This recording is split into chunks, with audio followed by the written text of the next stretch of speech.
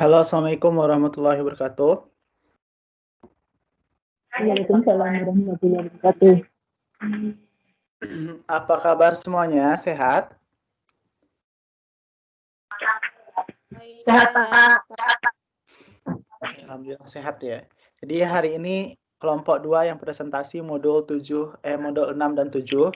Itu siapa saja orangnya?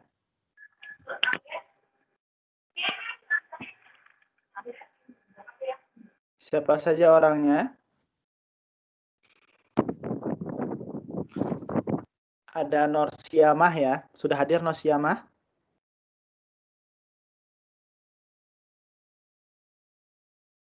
Oke, saya ambil absen dulu ya.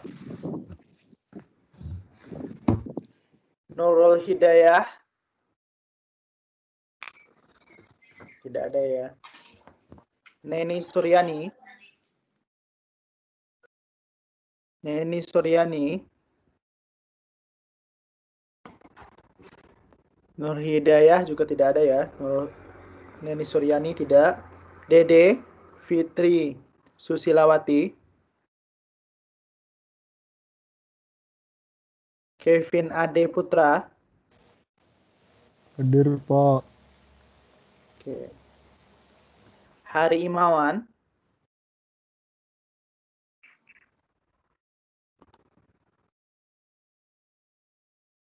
Hari Imawan belum ya. Bekerja. Oke. Hari Imawan juga hari ini presentasi seharusnya ya, tapi belum mengirimkan PowerPoint-nya. Lela Suginangsi. Hadir, Pak. Lita Solihat. Hadir, Pak.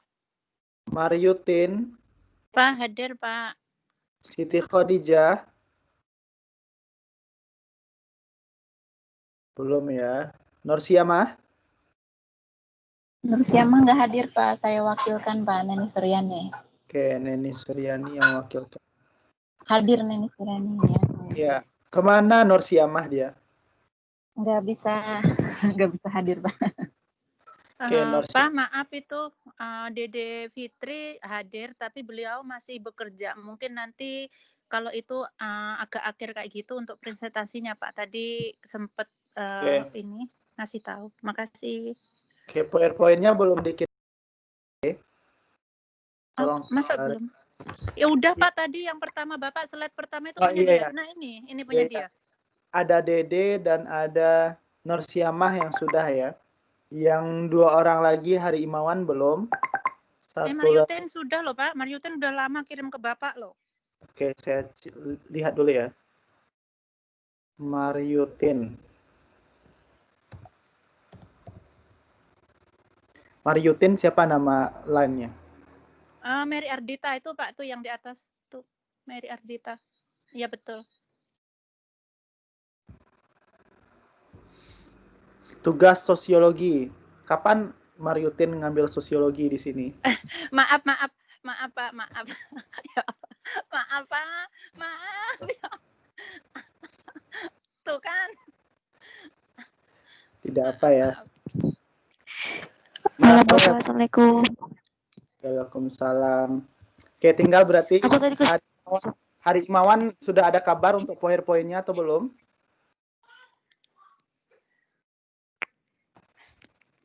Hari Imawan kerja, Pak.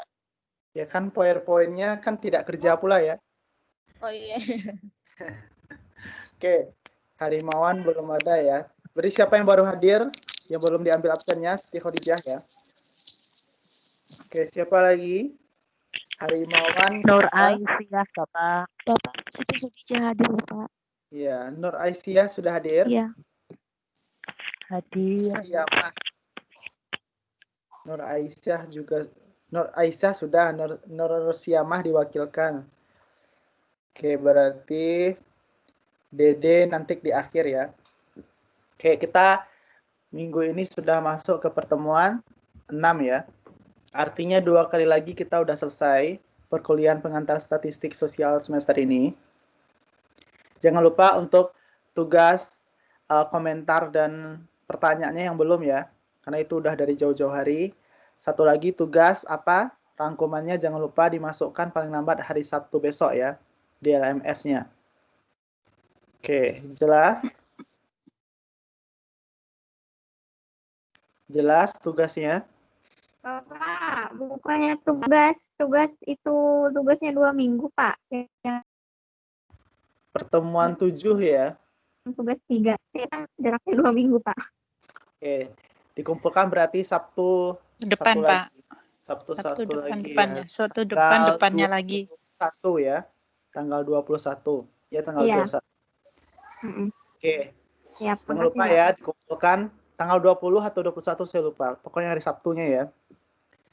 Jadi hari Minggunya pas pertemuan Pak. 8 saya bisa menyampaikan siapa yang belum selesai rekapnya, siapa apa yang harus lengkapi gitu. Jadi hari Sabtunya sudah semua mengirimkan. Oke. Oke, jika sudah maka perkuliahan hari ini kita membahas tentang modul 6 tentang estimasi dan modul 7 tentang hipotesis ya. Oke, hari ini akan dipresentasikan oleh 4 orang. Hari Imawan belum hadir, belum ada kabar. Terus Dede, Nursiamah, dan Maryutin ya. Oke, siapa Iya, yang Pak, betul. presentasi duluan? Maryutin dulu, Pak, soalnya nanti mau kerja takut nggak cukup waktunya Oke. kayak gitu, Pak. Makasih. Maryutin. Oke, silakan Maryutin. Bentar.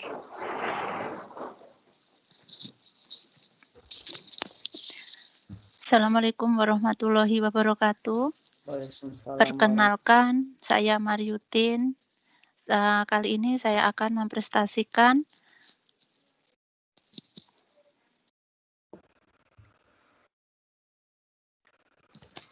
Halo? Ya, mempresentasikan modul 6 ya. Mempresentasikan modul 6. Estimasi dan uji hipotesis.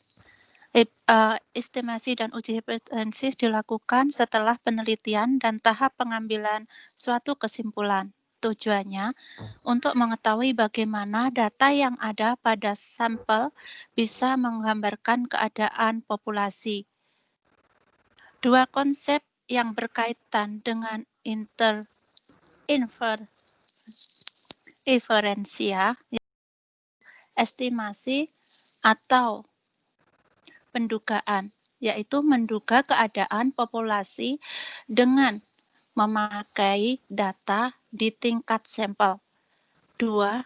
Pengujian hipotensia, yaitu memeriksa apakah data yang ada di tingkat sampel mendukung atau berlawanan dengan dugaan peneliti. Next, Pak.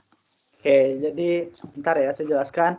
Di sini estimasi itu artinya adalah dugaan ya. Dugaan kita estimasi itu harapan kita ya atau perkiraan kita terhadap populasi. Jadi yang kita uji itu adalah sampel.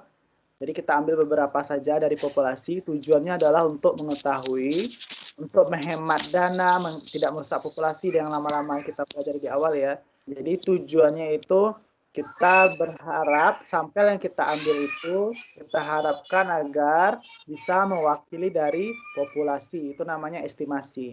Sedangkan di sini hipotesis ya, bukan hipotensis. Hipotesis itu artinya dugaan sementara kita. Jadi kalau kita mau meneliti harus ada dugaan awal kita apa.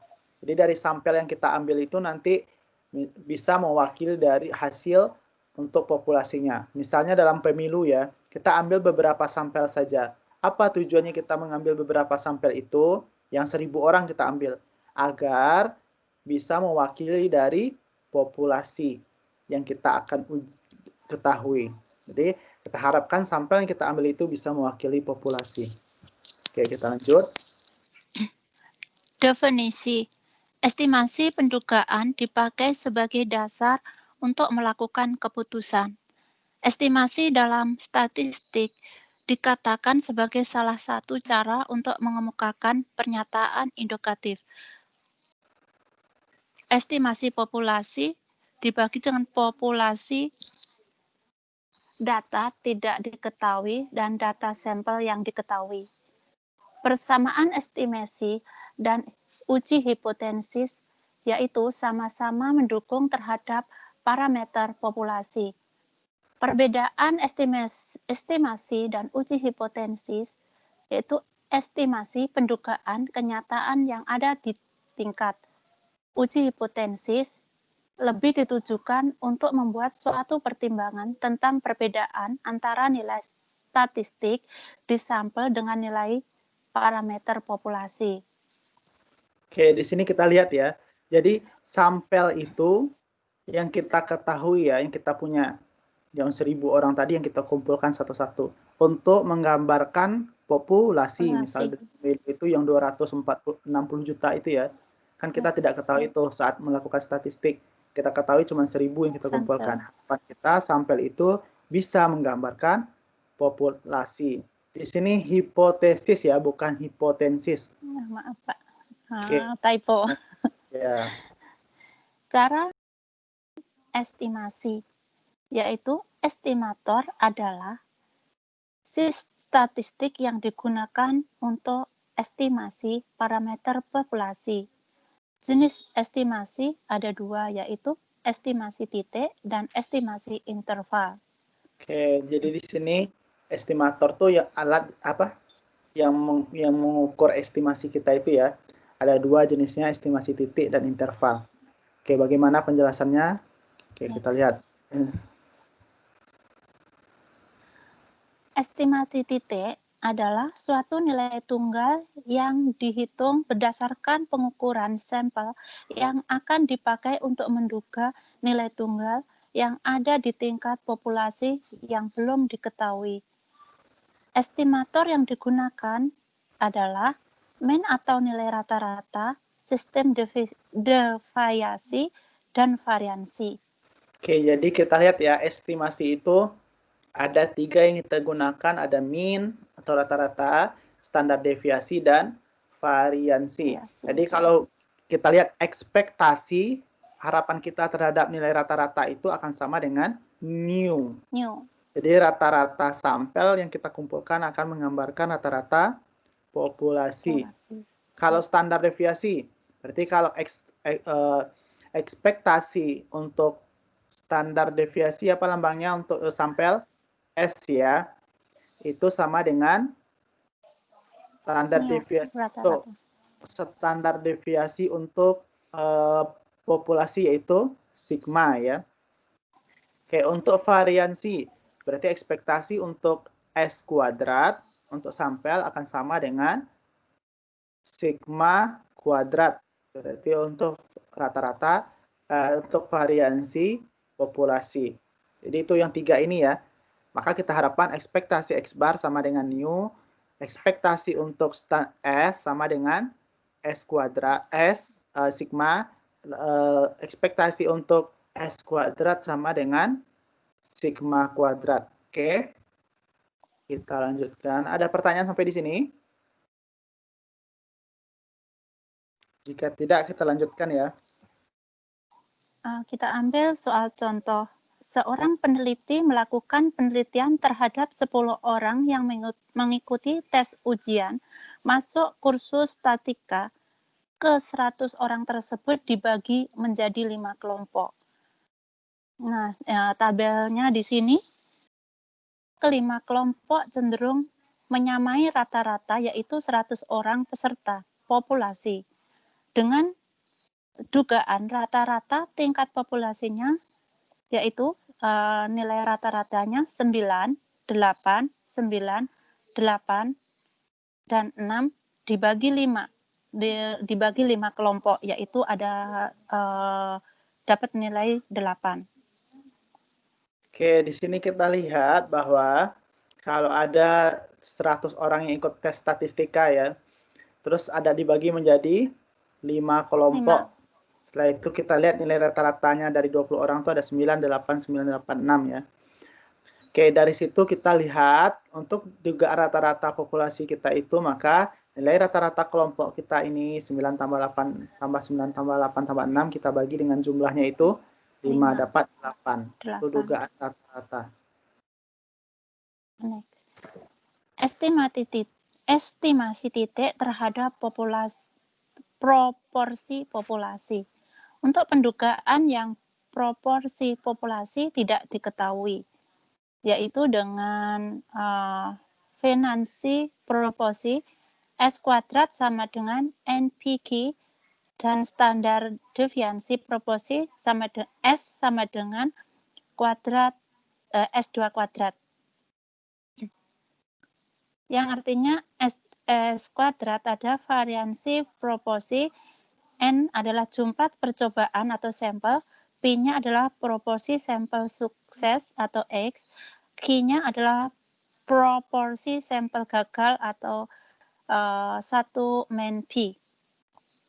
Oke, lihat ya. Jadi untuk menghitung varians proporsi itu NPQ, jumlah percobaan sampel dikali yang sukses dikali yang gagal. Dan ingat ya, kalau S kuadrat itu dia varians. Kalau S itu standar deviasi untuk sampel ya. Oke, di sini kita berbicara tentang proporsi populasi, berarti variansnya untuk varians sampel proporsi. Oke, kita lanjutkan. Ada pertanyaan sampai di sini? Oke, jika tidak lanjut ya. Contoh soal. Pendugaan jumlah pemirsa televisi yang menonton pertandingan final sepak bola. Diketahui ada sebanyak 900 mahasiswa UT yang ingin menonton pertandingan final sepak bola tersebut. Setelah dilakukan penelitian, hanya ada 576 mahasiswa yang bisa menonton final sepak bola tersebut. Maka, estimasi titik terhadap proporsi jumlah pemirsa yang menonton pertandingan final adalah P sama dengan X dibagi N, atau 576 dibagi 900 sama dengan 0,68. Yang artinya Q sama dengan 1 dikurangin P sama dengan 1 dikurangin 0,64 sama dengan 00,36. Estimasi terhadap variansi dan standar devariasi proporsi S kuadrat sama dengan NPQ sama dengan 900 buka kurung 0,64 tutup kurung buka kurung 0,36 tutup kurung sama dengan 207,36.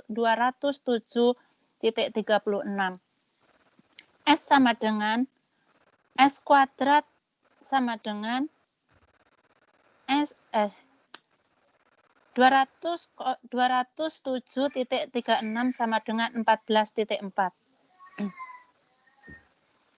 Oke, jadi di sini kalau diketahui ada 900 orang. Yang menonton cuma 576, berarti untuk yang menonton berarti yaitu 576 bagi 900 ya. X bar bagi N, 0,64. Yang tidak berarti 1 dikurang nilai P. Yaitu 1 kurang 0,64 jadi 0,36. 0,36 ya, satu saja nolnya. Untuk S kuadratnya sama dengan NPQ, berarti 900, N-nya dikali P-nya 0,64, Q-nya 0,36. Dapat hasilnya 207,36. Berarti untuk S-nya, standar deviasinya, yaitu sama dengan akar S kuadrat, sama dengan akar 207,36. Hasilnya 14,4. Ada pertanyaan? Jelas? Oke, jika tidak kita lanjutkan ya.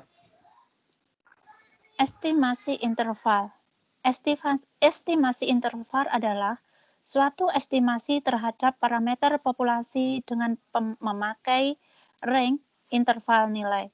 Hasil merupakan sekumpulan angka dan lebih objektif. Menyatakan beberapa besar tingkat kepercayaan bahwa interval yang terbentuk memang mengandung nilai parameter yang diduga. Peneliti bebas menentukan interval kepercayaan dalam kurung 90%, 95%, 99%.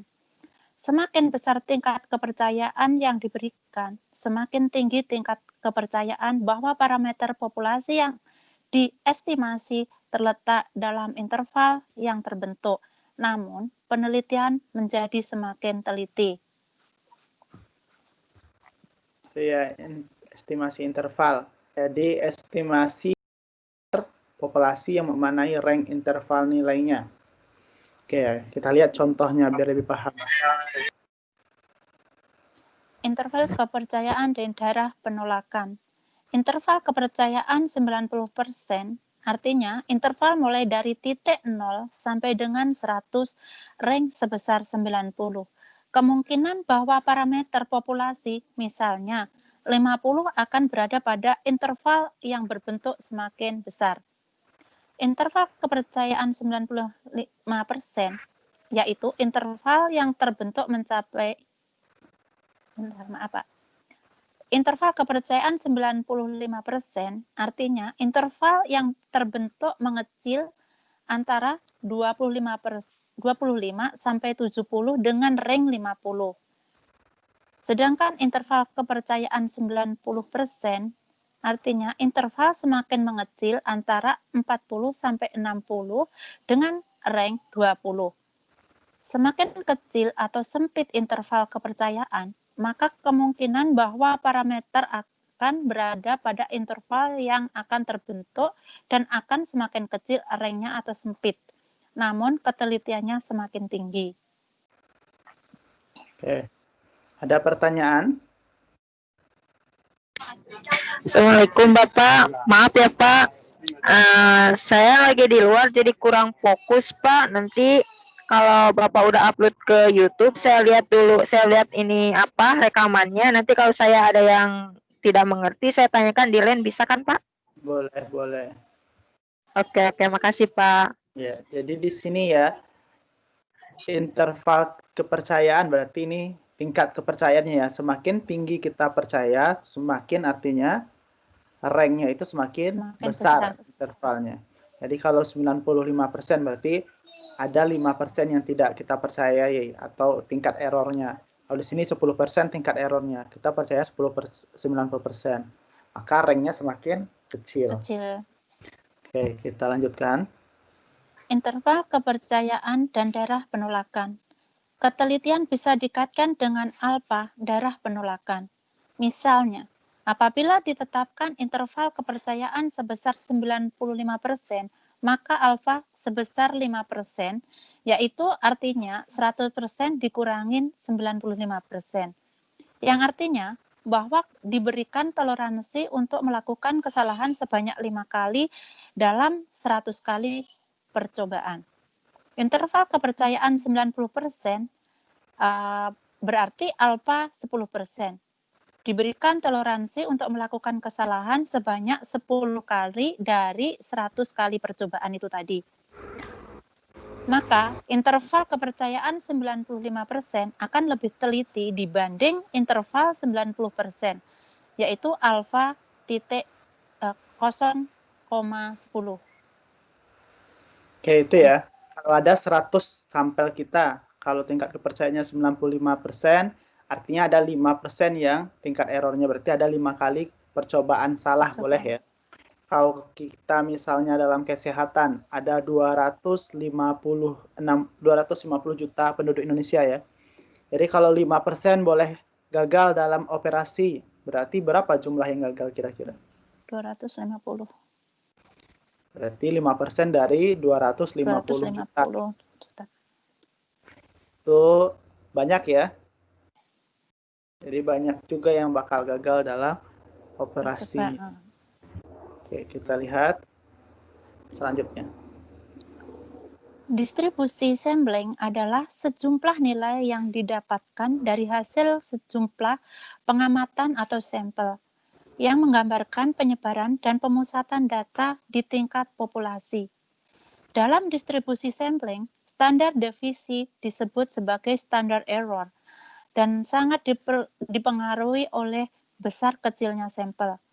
Apabila jumlah sampel semakin besar, standar error akan semakin kecil dan sebaliknya.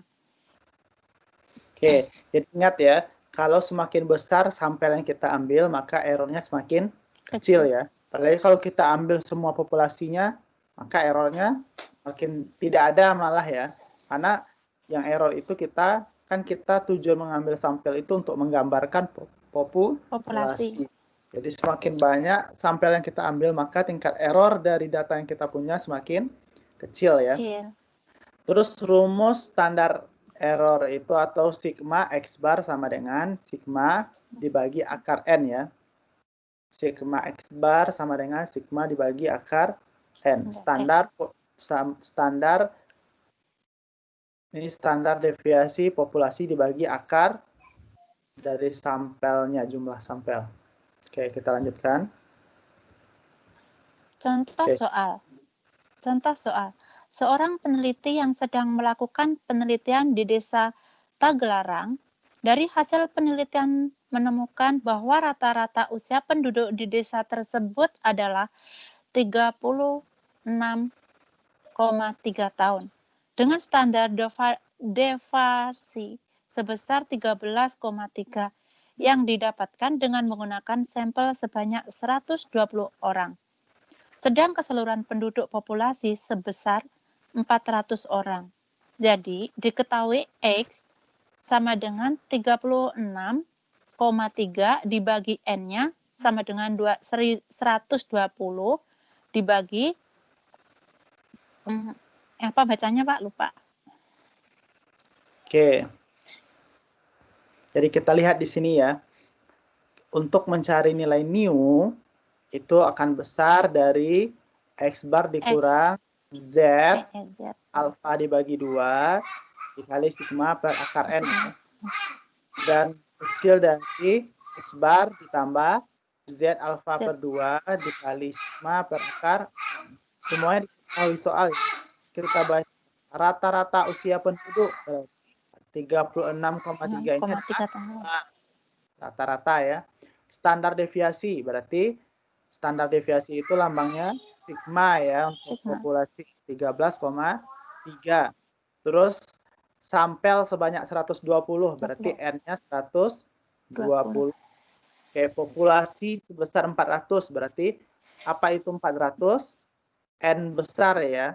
Oke, dalam rumus kita tidak menggunakan N besar karena kita mau mengestimasi dari populasi. Jadi kita lihat X barnya kita ambil 36,3. Terus sigmanya 13,3. N-nya 120. Sekarang Z alfa per 2. Berarti kan tingkat kepercayaannya di sini adalah 95%. Kita lihat di tabel Z. Masih ingat minggu kemarin kita melihat tabel Z gimana caranya? Masih? Kita lihat dari kiri ya. Nilainya yang 0,95 dari mana? Kita lihat di kirinya di atasnya 6. Maka dapat nilai tabel itu tabel Z-nya 1,96. Oke, paham ya? Jadi setelah itu kita lakukan perhitungan 36,3 ditambah 1,96 dikali 13,3 dibagi akar 120. Di sininya dikurang. Dapat hasilnya masing-masing 33,92 dan 38,68. Ada pertanyaan sampai di sini? Yang lainnya ada bertanya? Kalau tidak, kita lanjutkan ya. Penetapan besar sampel masih menjadi permasalahan yang lebih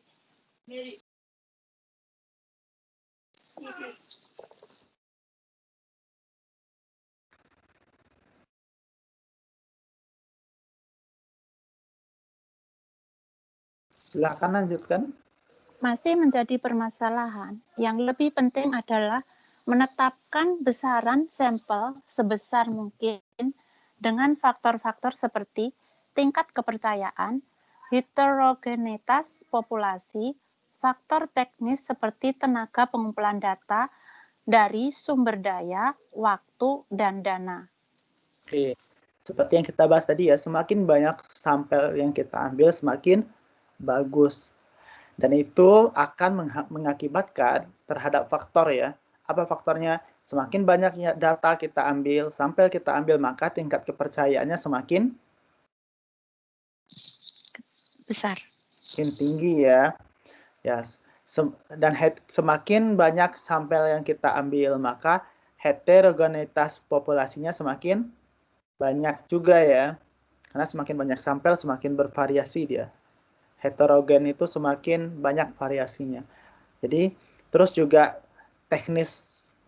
faktor teknisnya dalam pengumpulan data, kalau semakin banyak sampelnya maka dia semakin membutuhkan sumber daya, waktu, dan dana. Pasti ya, karena semakin banyak sampel, tenaga kita semakin banyak dihabiskan, waktu kita semakin banyak dipakai, dan dana yang dikeluarkan semakin banyak. Oke, itu silakan Maryutin. Cukup Selesai. sekian presentasi dari saya. Ada kurang lebihnya mohon maaf. Terima kasih untuk Bapak dosen untuk membantu saya untuk mempresentasikan ini, dan terima kasih untuk teman-teman yang udah hadir semuanya. Assalamualaikum warahmatullahi wabarakatuh. Waalaikumsalam warahmatullahi wabarakatuh. Oke, Oh yang iya lainnya Pak, ada pertanyaan? Ya. maaf Pak. Iya. Maaf Pak, nanti seandainya Dede Fitri masih di jalan, soalnya beliau lagi tugas di perjalanan, mungkin saya yang akan mewakili beliau Pak. Oke. Oke, sekarang kita lanjut ke presentasi siapa lagi? Ada pertanyaan dari yang Maryutin? Oke, kalau tidak kita lanjut ke bagian Dede, sudah ada atau belum?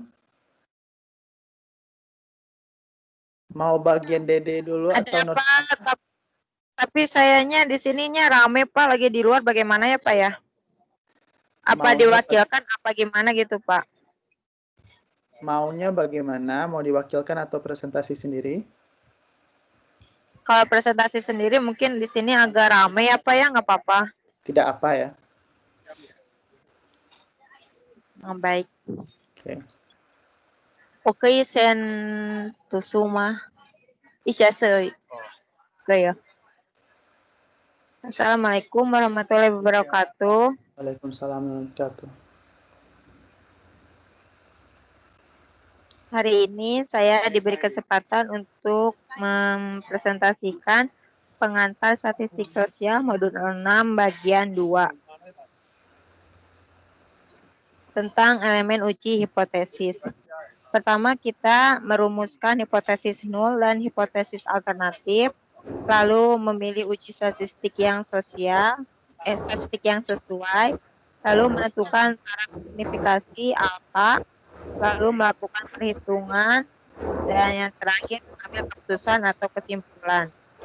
Oke, seperti yang saya bilang, ya bentar ya. Seperti yang saya bilang di awal tadi, kalau kita menguji hipotesis itu artinya hipotesis itu adalah dugaan kita ya. Jadi kalau kita mau meneliti itu harus ada dugaan. Misalnya kalau kita mau meneliti sebelum hasil Presiden Amerika keluar ya, kita ingin meneliti tentang hipotesis kita bahwa Joe Biden akan memenangkan misalnya. Nah, itu adalah hipotesis kita, perhitungan suara ya. Nah, itu hipotesis nolnya apa? Hipotesisnya Joe Biden tidak memenangkan. Sedangkan hipotesis alternatifnya adalah Joe Biden memenangkan. Hipotesis nol itu dilambangkan dengan H0, sedangkan hipotesis alternatif itu dilambangkan dengan HA. Oke. Nah, itu baru kita uji statistiknya ya. Terus kita lihat berapa tingkat signifikansinya, biasanya 95% yang kita gunakan ya. Setelah itu kita hitung dan kita ambil keputusan apakah H0-nya ditolak atau H0-nya diterima. Dan kita simpulkan. Misalnya kalau H0 ditolak yang tadi, berarti HA diterima. Maka kesimpulannya adalah Presiden Joe Biden memenangkan pemilu, misalnya itu ya. Oke, kita lanjutkan. Uji statistik hipotesis. Hipotesis adalah jawaban teoretis atas permasalahan yang dihadapi peneliti. Lalu uji hipotesis lebih ditujukan untuk membuat suatu pertimbangan tentang perbedaan antara nilai statistik sampel dengan nilai parameter populasi. Oh ya, jadi hipotesis itu digunakan untuk jawaban teoritis dari yang kita teliti. Dan itu digunakan untuk melihat nilai populasi kita ya dari sampel yang kita kumpulkan. Oke. 1. Kita merumuskan hipotesis nul dan hipotesis alternatif. Hipotesis nul atau H bisa disebutkan HO merupakan hipotesis yang diuji keberlakuannya. Selalu mengandung data yang ada di tingkat populasi. Selalu menggunakan notasi sama dengan. Lalu untuk hipotesis alternatif HA merupakan hipotesis yang akan dibuktikan kebenarannya. Selalu berlawanan dengan HO. Lalu selalu mengandung data tingkat sampel dan menggunakan notasi sama dengan itu teh apa sih Pak yang apabila data di sampel tidak diketahui itu lambangnya? Tidak sama dengan ya. Oh iya, tidak sama dengan lambangnya dipakai apabila data di sampel tidak diketahui, lalu kurang dari apabila data di sampel diketahui lebih kecil dibanding data di populasi, serta besar apabila tanda besar apabila data di sampel diketahui lebih besar dibanding data di populasi. Jadi ingat ya, itu H0. H0 itu jadi sesuatu yang kita uji keberlakuannya. Jadi biasanya H0 itu yang kita inginkan ditolak ya. HA itu yang selalu kita inginkan terbukti kebenarannya. Kalau H0 itu tidak sama dengan, maka kalau H0 HA itu maka tidak sama dengan ya. Kalau H0 sama dengan, HA tidak sama dengan. Kalau tidak sama dengan itu apa artinya? Bisa jadi kecil juga, bisa juga besar ya. Oke, kita lanjutkan.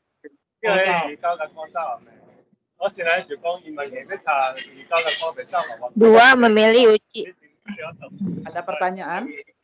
Jika tidak, kita lanjutkan ya, silakan. Dua, memilih uji statistik yang sesuai. Beberapa faktor yang mempengaruhi pemilihan uji statistik.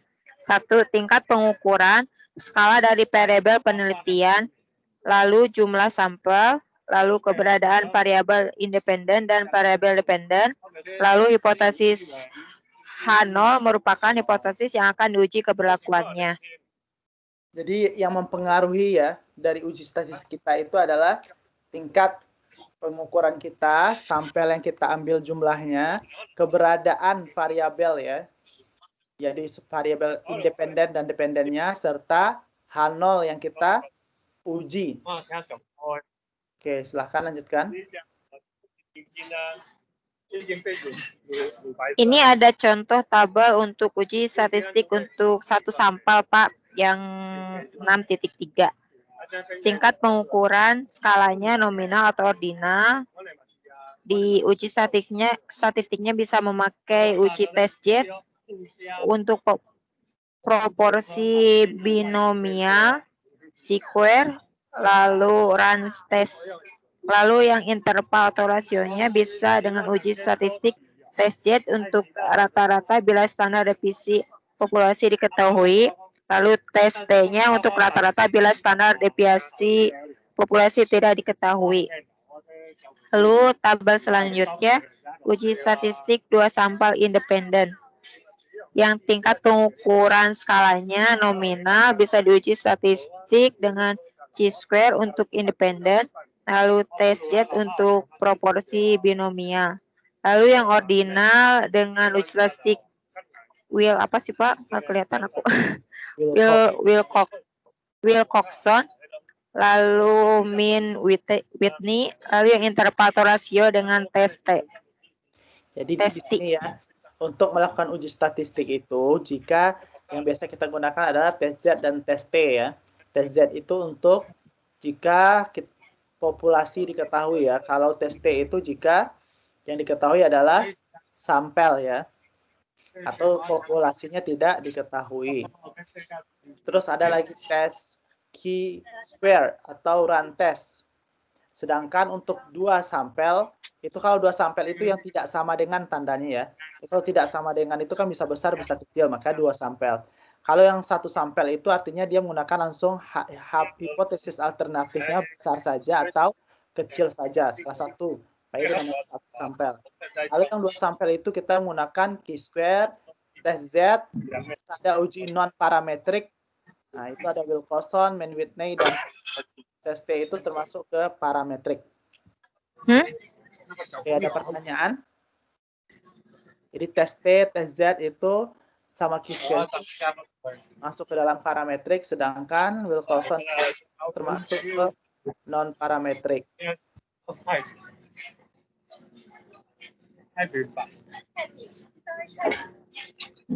Lalu selanjutnya untuk uji statistik untuk lebih dari 2 sampel independen. tingkat pengukurannya nominal, uji statistiknya bisa chi-square untuk independen, lalu yang skala ordinal bisa uji statistiknya dengan Kruskal-Willis, lalu yang intervalator rasio bisa uji statistiknya dengan analisis varians. Lalu yang uji statistik untuk dua sampel dependennya, skala nominal bisa uji statistik dengan Max-Neymar untuk binomial, lalu ordinal Wilcoxon, lalu yang intervalator rasio testi untuk perbedaan rata-rata. Oke, sekarang untuk lebih dari 2 sampel, tadi ada 1 sampel, ada 2 sampel ya. Sekarang lebih dari 2 sampel, itu kita menggunakan bisa chi-square, Kruskal-Wallis, analisis varians ya. Untuk yang 2 sampelnya dependen, maka kita gunakan Mac-Nemar, Wilcoxon, dan testi ya. Testi. Lalu lanjut ke yang langkah ketiga, menentukan taraf signifikansi atau alfa. Berapa tingkatan signifikansi untuk umum digunakan dalam ilmu sosial, yaitu 0,01, 0,05, serta 0,1. Jika peneliti tidak memberitahukan kepada umum tingkat signifikansi yang digunakan, maka tidak dibenarkan apabila menetapkan bahwa tingkat signifikansi yang digunakan adalah 0,05. Oke, jadi kita untuk melakukan uji tingkat taraf signifikansi ini, kalau kita menggunakan 0,01 artinya dia 99% ya tingkat kepercayaannya. Kalau 0,05 kan 5% tingkat errornya, berarti tingkat kepercayaannya yaitu 95%. Kalau 0,1 berarti tingkat kepercayaan kita adalah 90%. Ini bentuk distribusi normalnya untuk 99%. Di tengahnya ada 0,005, di sini 0,005. Atau 0,5% dan 0,5%. Di sini untuk 95%, di sebelah sininya ada 2,5%, di sininya 2,5% ya, atau 0,025. Untuk 90%, di sebelah kirinya ada 5%, sebelah kanannya ada 5%, di tengah-tengahnya 90%. Oke, ini yang dua sisi ya, ada di kiri, ada di kanan. Kalau yang satu sisi berarti dia cuma di kiri saja, atau di kanan saja. Kita lanjutkan.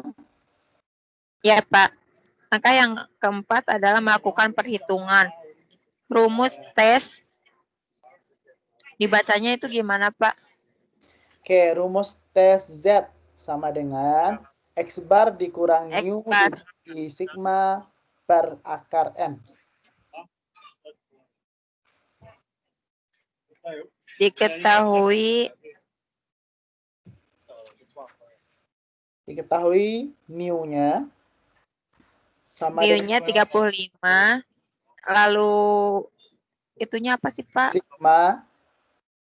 Sigmanya misal 2 dimisalkan, lalu sigma X-nya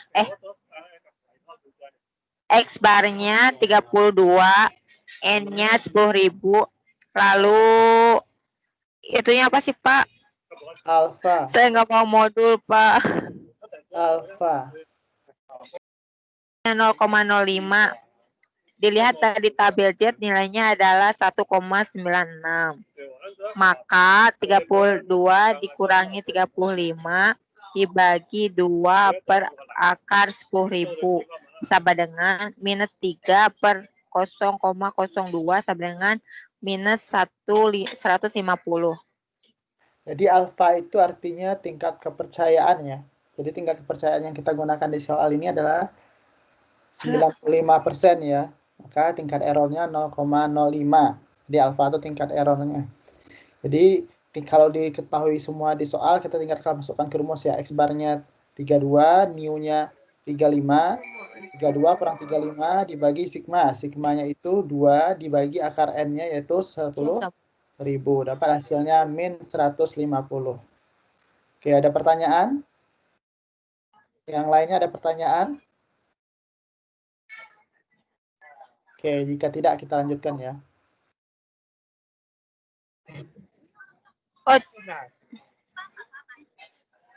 Oh, hảo. Oh, hảo.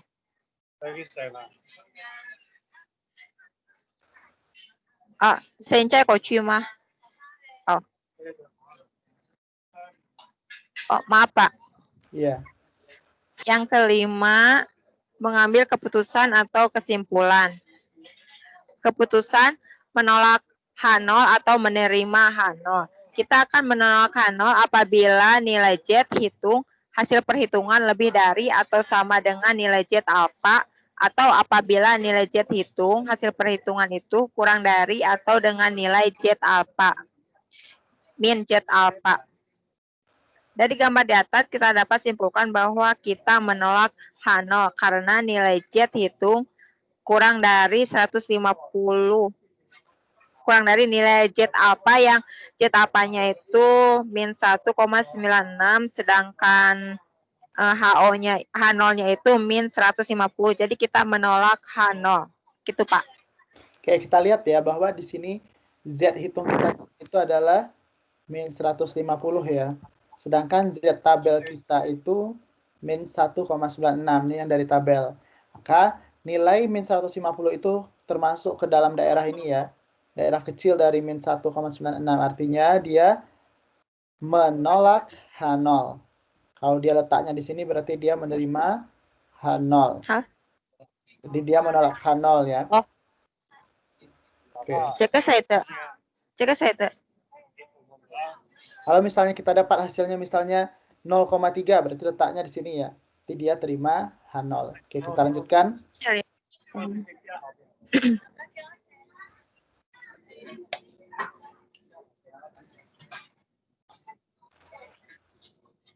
Sebentar, Pak.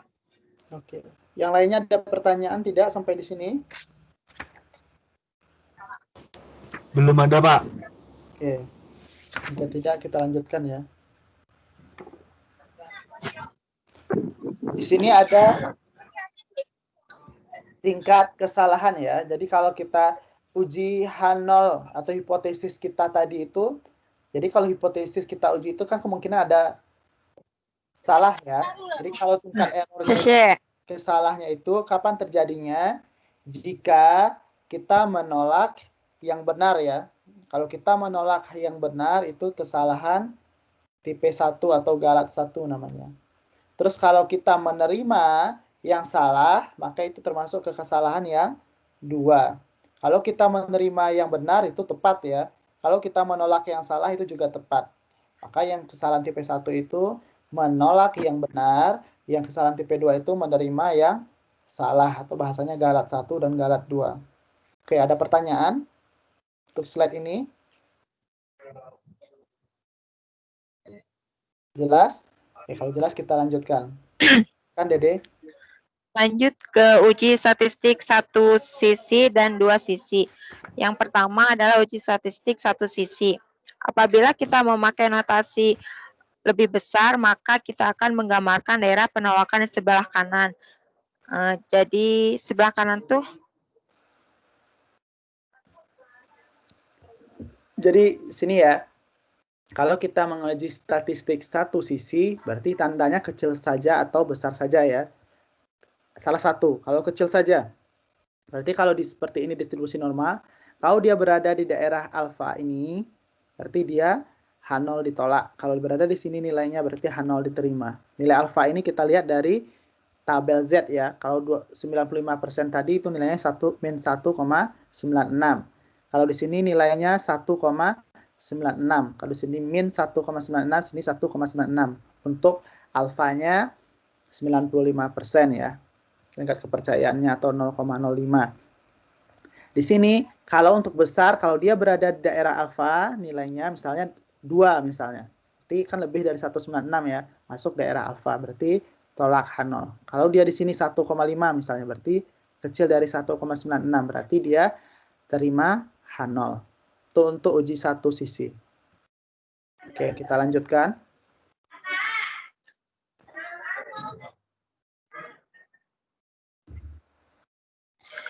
Contoh, apabila dari suatu hasil penelitian didapat data sebagai berikut, diketahui mu-nya 32, Lalu itu tuh apa sih Pak? Saya lupa lagi deh. Sigma. Sigma, oke. Sigmanya 2, X barnya 31,8, N-nya 100, dan alpanya 0,10. Berdasarkan data tersebut, maka kita bisa melakukan uji hipotesis. Yang pertama, merumuskan hipotesis nul dan hipotesis alternatif. Rumusan hipotesisnya sebagai berikut. H0 mu sama dengan 32. Ingat bahwa yang dirumuskan dalam H0 adalah data di populasi dan notasi untuk H0 adalah sama dengan. Lalu HA mu kurang dari 32. Karena data di sampel lebih kecil, maka kita memakai notasi kurang dari. Oke, jadi di sini kalau untuk uji satu titik itu, untuk H0-nya sama dengan tandanya ya. Kalau untuk HA itu kecil atau besar saja. Nah, untuk sini diambil yang kecil dari 32. Oke, ini Z tabelnya ya untuk 1% atau ini untuk 90% tingkat kepercayaannya. Tingkat errornya 1% atau 0,1. Nilai Z di tabelnya itu 1,64. Karena dia kecil, maka kita ambil nilainya yang negatif 164 ya. Jadi kalau dia kecil dari negatif 164, maka dia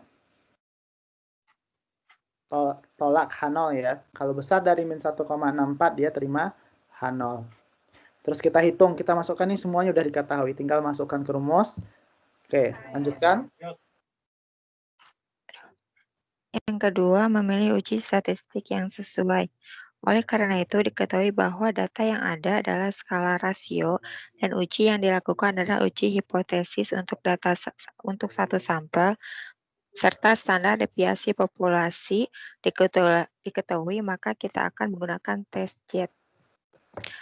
Lalu menentukan taraf signifikansi atau alfa. Dalam kasus di atas, nilai signifikansi sudah ditentukan sehingga tahap ini sudah dilalui. Lalu melakukan perhitungan. Lalu mengambil keputusan atau kesimpulan.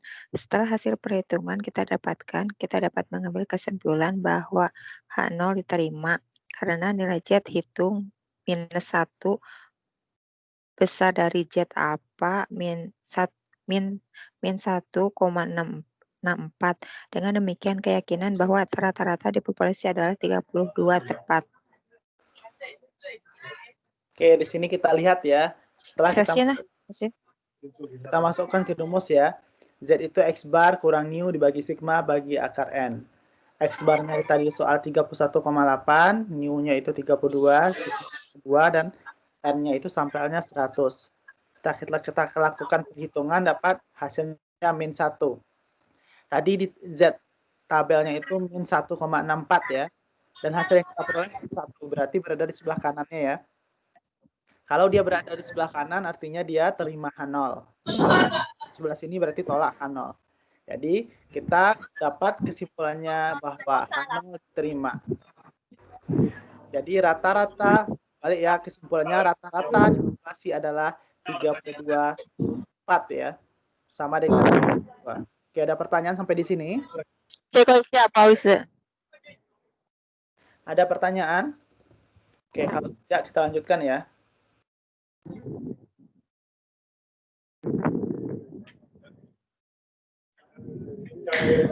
Contoh, perusahaan mengklaim bahwa rata-rata produksi 40 per hari.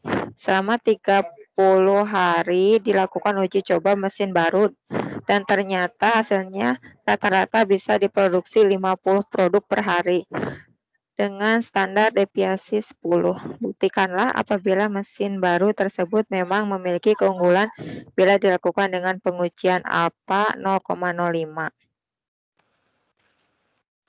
Jawaban kasus perusahaan diketahui mu sama dengan 40, sigma 10, X barnya 50, N-nya 30, alpanya 0,05. Tahu? Sebentar, Pak. Oke. Jadi di sini diketahui soal ya bahwa mu-nya 40, sigmanya 10, X barnya 50, N-nya 30, A-nya, alfanya itu 0,05 ya. Oke, dalam tabel kita lihat 0,05 itu 1,64. Tinggal masukkan ke rumus, X bar kurang nu dibagi sigma dibagi akar N. Berarti 50 dikurang 40 dibagi 10 dibagi akar 30. Sama dengan kita hitung dapat 5,48. Kita lihat di tabelnya tadi, nilai Z-nya itu 1,64. Kita hitung 5,48. Nah, kita lihat di sini dia termasuk ke daerah kanan ya, daerah alfa. Maka dia termasuk ke dalam tolak H0. Karena dia Z-nya besar dari 1,64. Kesimpulannya bahwa dia menolak H0. Berarti dia nu-nya itu tidak sama dengan 40, yaitu nu-nya itu kesimpulannya nu-nya besar dari 40 per hari. Rata-rata produknya itu lebih besar dari 40 per hari. Itu kesimpulannya. Oke, kita lanjutkan. Uji statistik untuk dua sisi lagi. Kalau yang satu sisi tadi dia tandanya besar atau kecil saja untuk hal uji hipotesis alternatifnya. Sekarang untuk uji statistik dua sisi dia menggunakan tidak sama dengan. Oke, silahkan. Uji statistik dua sisi. Dalam uji statistik dua sisi, kita akan menentukan dua daerah penolakan yang tergambar dalam kurva yang terkait dalam rumusan hipotesis alternatifnya. Satu hal yang perlu diingat bahwa dalam uji dua sisi ada dua daerah penolakan, maka nilai alfa yang sudah kita tentukan juga kita bagi dua. Dengan demikian kita akan menolak H0 apabila nilai Z hitung atau hasil perhitungan lebih 1 atau sama dengan nilai Z alfa dibagi 2. Oke, ini ya. Jadi nilai alfanya tadi kalau 5% diketahui, jadi untuk nilai yang dua sisi dibagi dua ya. Jadinya 2,5% atau 0,025. Yang dilihat di tabelnya nilai 0,025. Ini contoh. Apabila dari suatu hasil penelitian didapat data sebagai berikut. Mu sama dengan 100, S sama dengan 11, X barnya 94, N-nya 20, alfanya 0,10. Merumuskan hipotesis nol dan hipotesis alternatif. Jadi sama ya Pak ya, sama yang slide yang awal-awal. Kalau cara penghitungannya harusnya yang pertama merumuskan hipotesis nol dan hipotesis alternatif, lalu memilih uji statistik yang sesuai, lalu menentukan taraf signifikansi gitu Pak, lalu menarik kesimpulan. Ya, jadi kalau yang tadi tandanya di sini besar atau kecil saja, kalau dua sisi itu dia tidak sama dengan. Terus untuk alfa derajat kebebasannya ini 0,1 ini dibagi 2 jadinya 0,05. Jadi yang di tabel itu dilihat yang 0,05-nya. Oke. Kita masukkan ke rumus. Ini ya T X bar kurang nu dibagi sigma dibagi akar N. X barnya ada 94, nu-nya 100 dibagi sigmanya 11 dibagi akar 20 dapat hasilnya min 2,44. Di tabel tadi kita lihat bahwa nilai untuk alfanya 0,025 itu ya min 1,729 dan 1,729. Kita lihat nilai yang kita hitung itu min 2,44, letaknya di sini ya. Di sebelah kiri dari min 1,729. Maka dia termasuk ke daerah tolak H0. Kalau di sini pun termasuk daerah tolak H0. Di sini masuk daerah terima H0. Berarti dia tolak H0. Kalau dia tolak H0, kita lihat. Kalau dia tolak H0, maka dia terima HA artinya ya. Jadi kesimpulannya bahwa nilai nu-nya atau rata-ratanya itu tidak sama dengan 100. Itu kesimpulannya. Oke. Ada pertanyaan? Sampai di sini? Oke, kalau tidak kita lanjutkan ya. Contoh selanjutnya.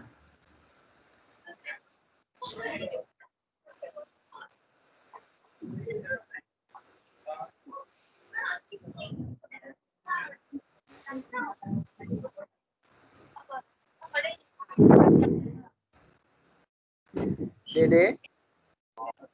Ya Pak, sebentar Pak. Oke.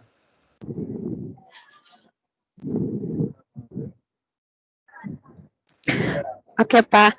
Contoh yang selanjutnya, kepala desa mengatakan bahwa dalam seminggu mereka bisa menghasilkan 1.000 ton beras. Dalam satu kesempatan, 3 minggu pengamatan, salah seorang warga menunjukkan bahwa desa yang tersebut hanya bisa menghasilkan rata-rata 800 ton beras dengan standar deviasi 100 ton. Buktikanlah bahwa apa yang dikatakan kepala desa tidak sama dengan yang dikatakan warga bila diuji dengan alfa 0,1.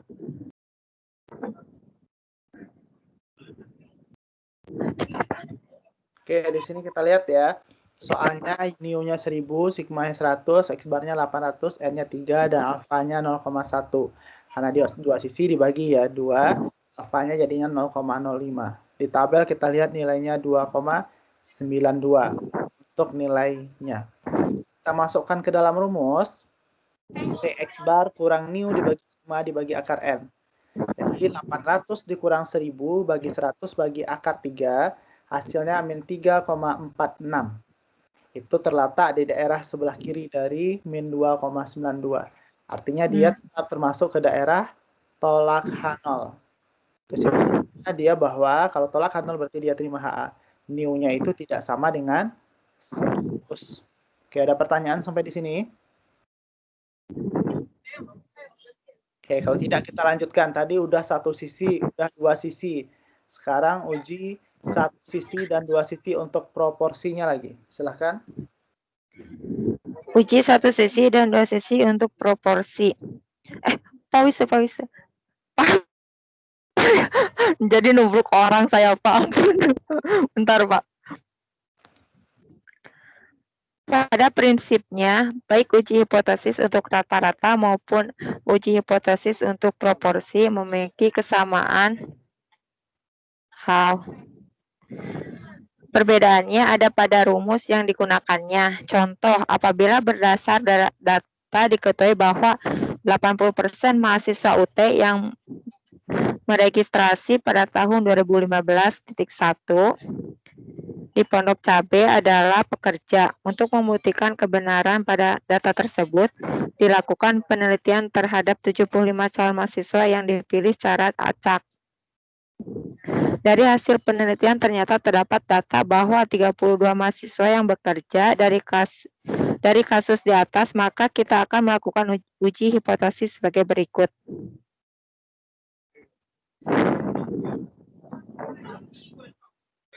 Merumuskan hipotesis nol dan hipotesis alternatif. Rumusan hipotesis sebagai berikut. H0 P sama dengan 0,8 dan HA-nya P kurang sama dengan tidak sama 0,8. Gitu, Pak. Iya, tidak sama dengan 0,8 terus. Lalu yang keduanya memilih uji statistik yang sesuai. Dalam kasus ini kita akan menggunakan test jet untuk proporsi binominal. Ke kakak lepo cemen. Oke, di sini ya. Kita lihat bahwa hipotesisnya 80% mahasiswa UT meregistrasi. Berarti 80% itu 0,8 ya. Diubah dalam bentuk desimal. Kalau berarti HA-nya berarti tidak sama dengan 0,8. Setelah itu kita lakukan uji lagi. Oke, kita lakukan ujinya. Perhitungannya SP sama dengan akar PQ bagi N. Berarti kita ambil P-nya itu untuk yang peluang untuk yang sukses di 0,8 ya. Q-nya itu yang tidaknya 1 kurang P. Jadi 1 kurang 0,8 yaitu 0,2. Bagi N-nya itu 75. Dapat hasilnya 0,046 sigma P. Oke, berarti Z-nya itu sama dengan P dikurang P0 dibagi sigma P. Sigma P-nya itu yang kita hitung 0,046. Dan P-nya itu 0,7. Dan P0-nya itu 0,8. Ini diketahui soal ya. Kita lihat di sini. Dia ada dilakukan penelitian terhadap 75 calon ya. Dari 80%. Berarti di sini 0,75 ya. Dikurang 0,8 dibagi 0,046. Dapat hasilnya. Setelah dapat, jangan lupa kita membandingkan dengan alfanya di tabel. Berapa nilai alfanya di tabel? Yaitu min 1,96 ya. Dilihat dengan min 271, dia termasuk ke daerah tolak H0. Berarti menerima HA. Artinya di sini dia nilai bahwa tidak sama dengan 80%. Tidak sama dengan 0,8. Berarti hasil kesimpulannya adalah tidak sama dengan 80% mahasiswa UT meregistrasi pada tahun 2015. Oke. Kenapa, Pak? Tidak Pera sama. kesecinta Dia celi. besar bisa. Cete cau nih. Oke, sekarang kita lanjutkan ke bahagian terakhir.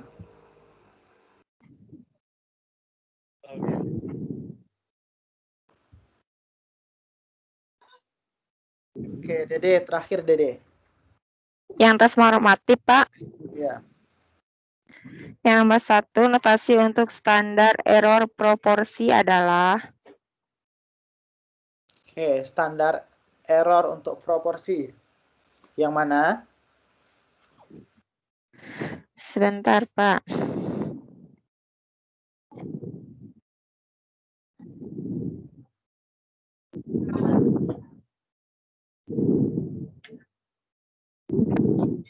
Yang C, Pak. Yang C, yakin? Bentar, Pak. Bukan, Pak. Yang D, Pak. Yakin? Yang D yakin dong, Pak. Oke, jadi yang D ini ya. Error kan, Pak? Iya, Pak, yang D. Error untuk proporsi. Kalau standar error untuk proporsi itu dia adalah sigma P yang C ya. Yang C ini dia sigma P. Oke, kita lanjutkan yang nomor 2.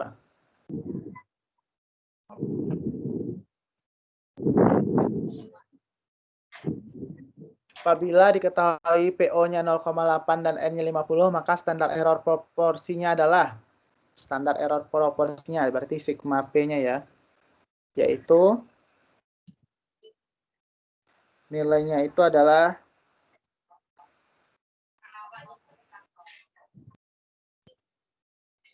kita masukkan ya, akar PQ berarti akar 0,8 dikali 0,2 dibagi 50. Hasilnya itu dapat yaitu 0,0032 yang D ya. Oke, nomor 3. Apabila dalam uji dua sisi diketahui Z hitungnya min 2, nilai Z alfa per 2-nya 1,96, maka kita lihat ya, nilainya min 2. Z tabelnya 1,96 berarti min 1,96. Nilai Z-nya itu berada di sebelah kiri ya, berarti H0 ditolak karena nilainya min 2 kecil dari min 1,96. Berarti nilai yang jawabannya adalah yang H0 ditolak, yang B ya. Karena dia min 2 itu besar dari min 1,96, di sebelah kiri dia. Ini bukan besar ya, kecil seharusnya ya. Yang B ini harusnya tandanya kecil. H0 ditolak karena min 2 kecil dari min 1,96. Oke, nomor 4. Apabila diketahui nu 32, sigma 10, N 100, maka standar error rata-ratanya adalah, oke, ingat standar error rata-rata itu rumusnya adalah sigma dibagi akar N. Berarti 10 dibagi akar 100. Jawabannya adalah A. Nomor 5. Apabila diduga ada 60% mahasiswa menyontek saat ujian, untuk membuktikan kebenaran data tersebut, maka kita dapat melakukan uji hipotesis proporsi ya. Oke, kita selesai di bagian ini.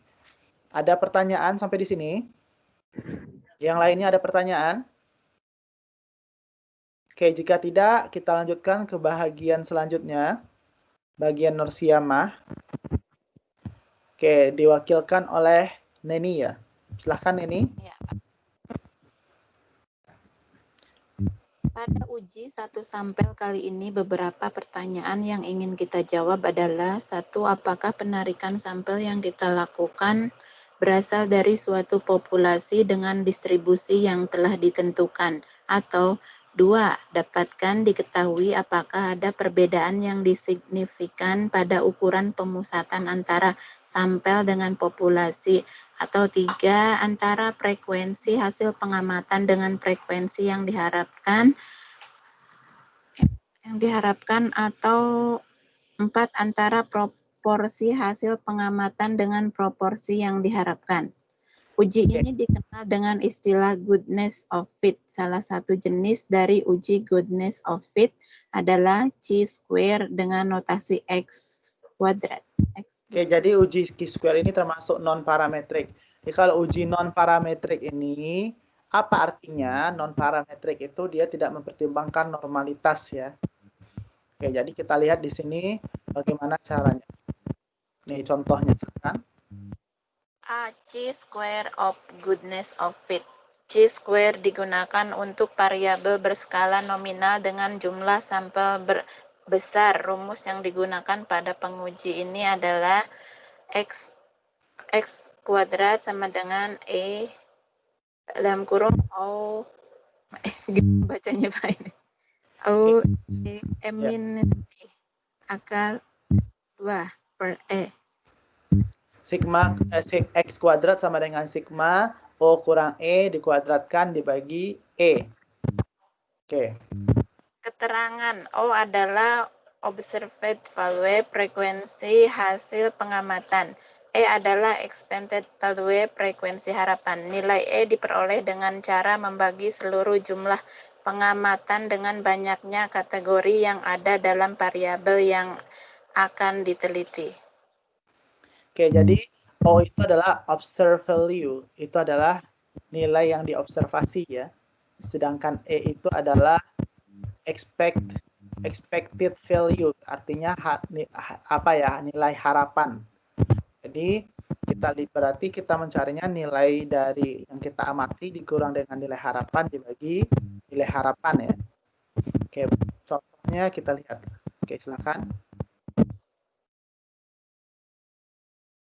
Derajat bebas degree of freedom diperoleh dari jumlah kategori yang ada dikurangi 1. Untuk rumusan hipotesisnya sebagai berikut.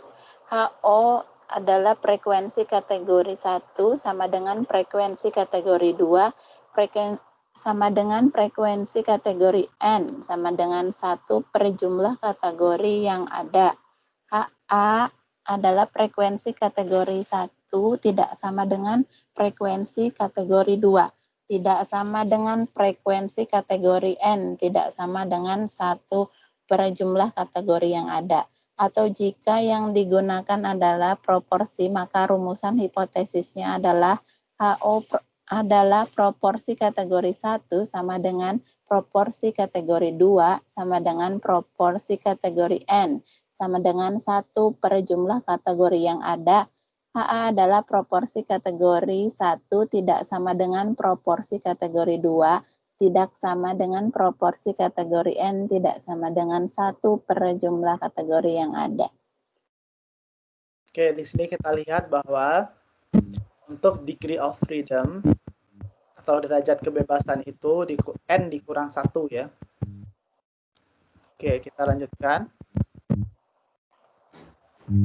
Contoh soal rumus hipotesis. Dalam sebuah penelitian kita ingin menguji sebuah hipotesis bahwa mahasiswa UT mempunyai minat yang sama untuk membaca buku dengan jenis yang berbeda, yaitu novel, cerita bergambar, cerita pendek, cerita bersambung, serta kartun. Maka rumusan hipotesis yang dibuat adalah HO sama dengan P1 P2 sama dengan P3 sama dengan P4 sama dengan P5 sama dengan 1 per 5.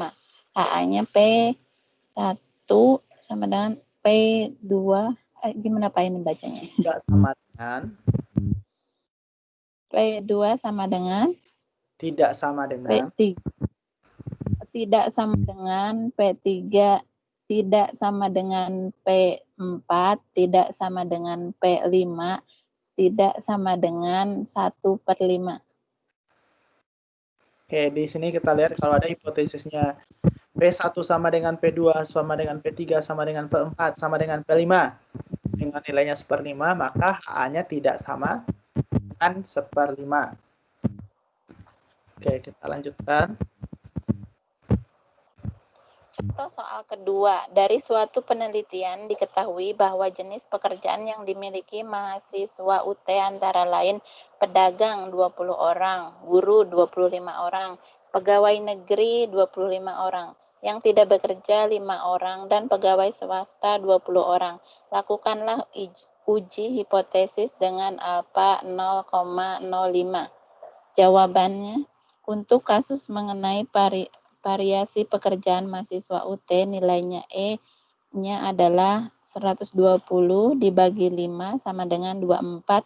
Hasil perhitungan X2 adalah X2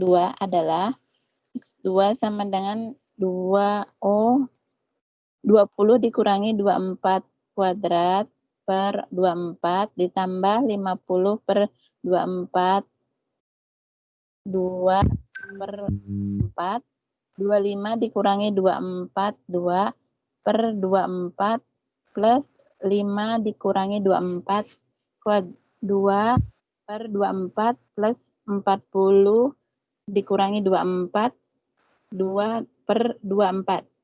Sama dengan 0,667 ditambah 28,167 ditambah 0,042 ditambah 15,042 ditambah 0,667 sama dengan 44,585. Oke, dilihat di sini ya. Kalau kita mencari nilai X kuadratnya tadi, yaitu nilainya itu kita tinggal memasukkan ya yang diketahui soal. Ada 20 dikurang 24 dibagi 24 ya. Masing-masingnya kita kurangkan dengan nilai rata-ratanya tadi. Dapat hasilnya X kuadratnya itu 44,85. Ada pertanyaan?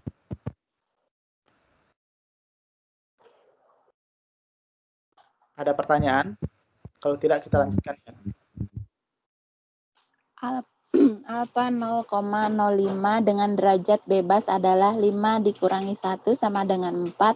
Berarti nilai X2-nya untuk alfa 0,05 dan derajat bebas 4 adalah 9,48773. Yang di layar itu.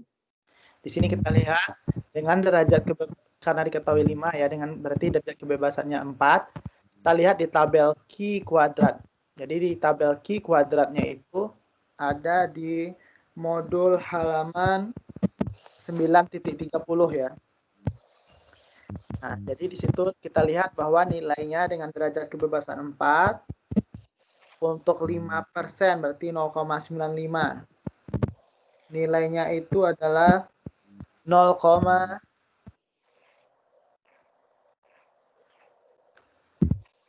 nilainya itu adalah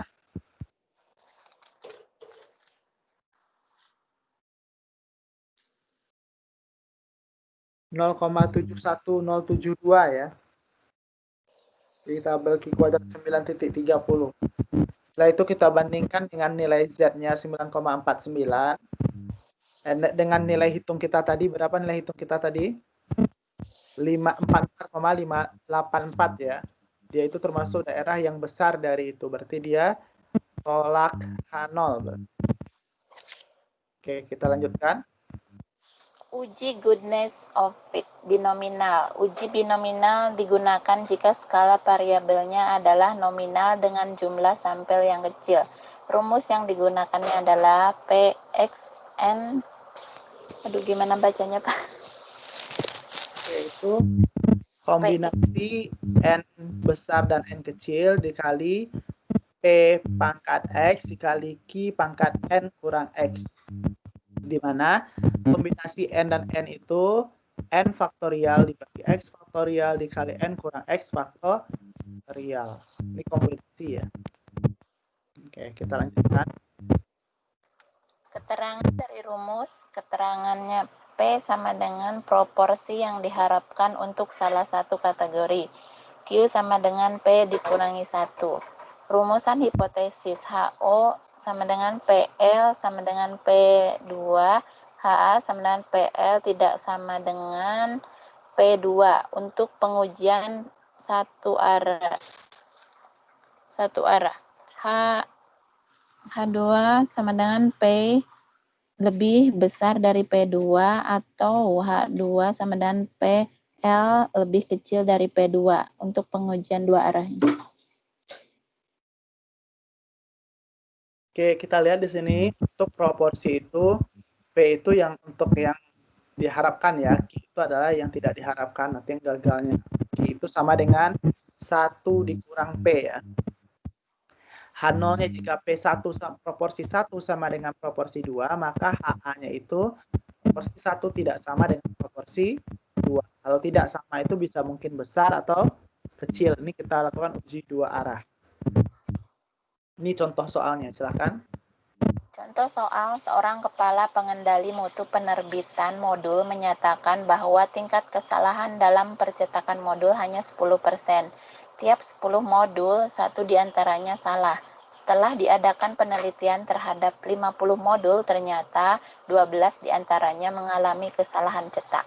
Apakah pernyataan kepala pengendali mutu penerbitan modul tersebut dapat dibenarkan jika alfa yang digunakan adalah 0,05? Oke, lihat di sini ya soalnya. Dengan 10%. Terus diketahui tingkat kepercayaan alfanya 0,05. Oke, kita lihat di sini. Berikut cara pengerjaannya. P12 sama dengan 50, 2, 0,10, 12, 0,90, 50 dikurangi 12, di mana 52 sama dengan 50, 12, 50 dikurangi 12 sama dengan 1,214 dikali 10, 14, maka P12 sama dengan 2,2153 dikali 10 min 3 atau 0,002153. Oke, kombinasi dari 50 dan 2 itu berarti 50 faktorial dikali 12 faktorial dikali 15 dikurang 2 faktorial ya. Ini di sini 12 bukan 2 ya, 50 dan 12. 50 dan 12. Nah, di sini 50 faktorial dikali dikurang 15. Oke, kita ada hasilnya.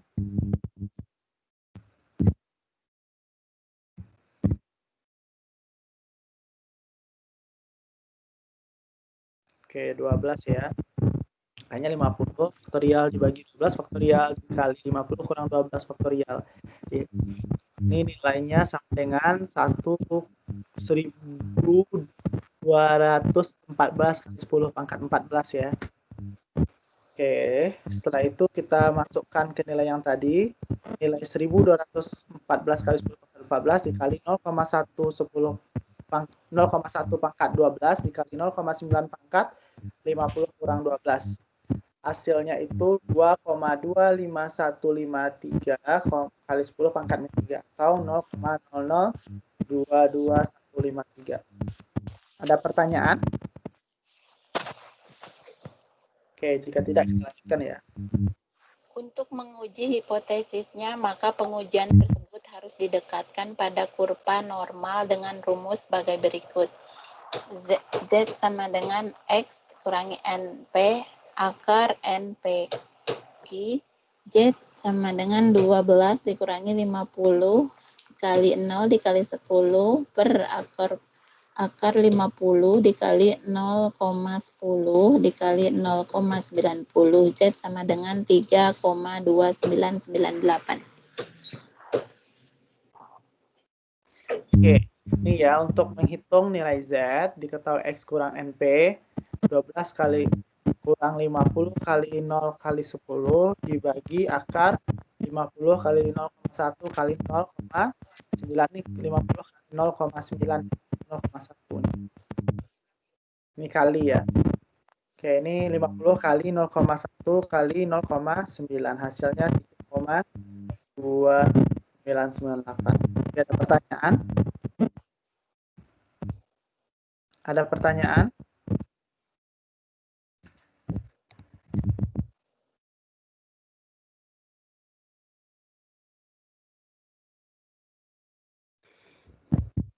Oke, jika tidak selesai ya. Satu lagi, Harimawan gimana kabarnya? Ada kabar? Oke, kalau tidak siapa yang mau membacakan modulnya? Bagi kegiatan belajar 1 modul 7.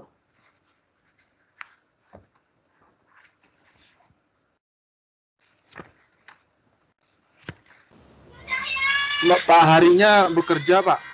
Oke, berarti KD bantuin ya bacain modulnya. Saya nih. Ya, bacakan KD. Kegiatan belajar 1-nya. Baca aja kan, Pak. Kalau salah enggak apa-apa kan? Ya, tidak apa. Bacakan.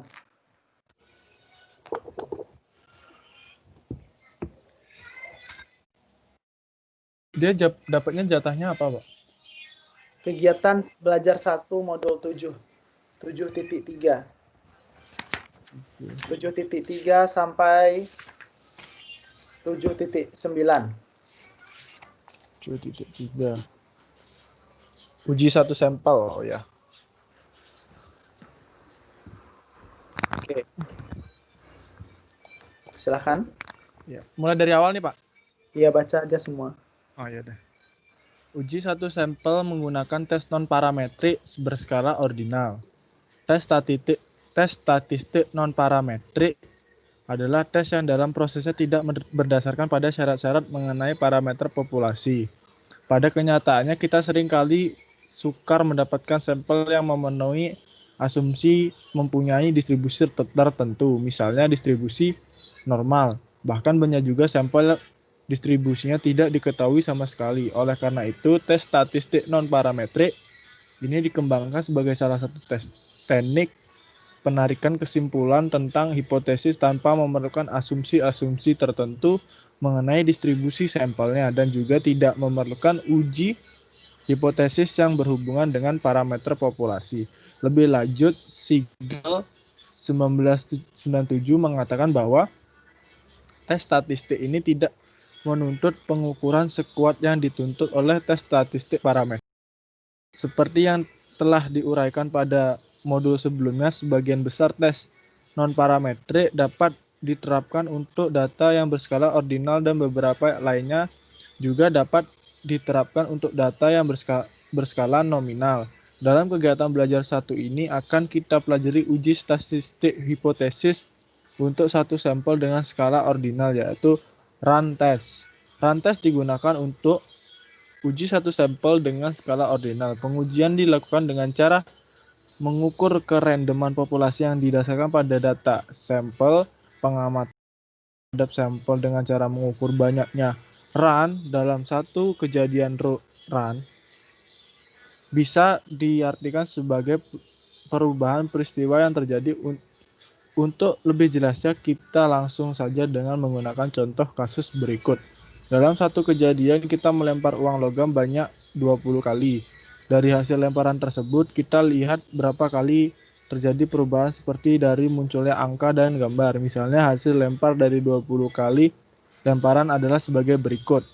Oke, bentar ya. Jadi, kalau kita tes non-parametrik itu, intinya kita tidak mempertimbangkan kenormalan ya. Jadi normalitasnya tidak kita lihat. Jadi di sini salah satu contohnya run ya, run test. Jadi run test itu tidak mengukur random populasinya. Nah, di sini ada contoh pelemparan 20 kali uang logam ya. Jadi kalau uang logam itu dilemparkan 20 kali, apa yang terjadi? Ya, ini terjadi kemungkinannya ya. Ada kemungkinan angka, gambar, angka, gambar-gambar, dan sampai selanjutnya. Oke, setelah itu, lanjutkan selanjutnya.